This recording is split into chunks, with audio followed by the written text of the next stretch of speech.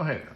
I'm going to let you in on a little secret because now I'm old. I know some things. Okay, now, every person feels like they're still 16 years old inside, no matter how old they get. They might talk about, oh, I'm so old, blah, blah, blah, but inside they don't feel old.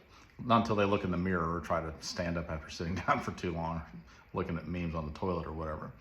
Now, every one of us will continue to love the music that we loved and the cars that we drove when we were teenagers, when we were in high school. Now, I wasn't in high school that long.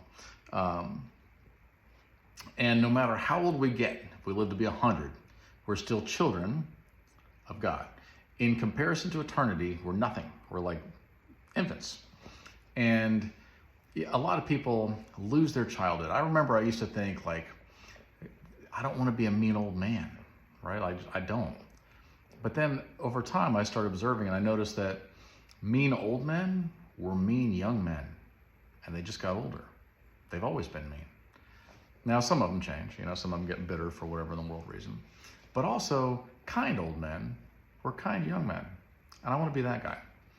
Now, something that comes with aging, okay, is that you start getting health problems. And then it starts to become more like a real concern. Like, my body is falling apart. I've already peaked out.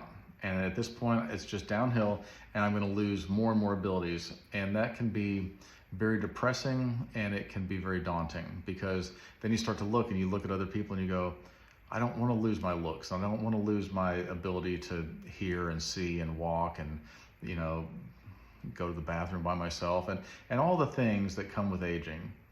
And it can be very disheartening. You think, I don't want to go through surgeries. I don't want to go through, taking 20 pills every day or whatever it is that older people do. Now, I want to encourage you right now, if you don't want to do those things, okay, you still may, but if you don't want to do those things, first of all, stop doing drugs, okay? Stop drinking, stop smoking, stop vaping, get that stuff out of your life. That will minimize what you're gonna have to go through. But when these things started happening to me, I had that heart incident and some other things, here and there. I had to get a hernia operation. You start to look at life and you start to go, I'm falling apart. And I may not come out of this. In fact, it's probably going to get worse. But quickly, I remembered this life is not forever. And we knew that coming into it. This life is fading fast. And the problem is that we focus too much on the temporary and not enough on the eternal. And so we look at this and we go, this is going to be the rest of my existence. That is incorrect. That may be the rest of your life on earth, which is not that long compared to eternity. Now, some people deal with ongoing problems for years or decades, and it's heartbreaking to me. But at the same time, I was talking to somebody recently, and they said, I'm sorry that you had to go through that.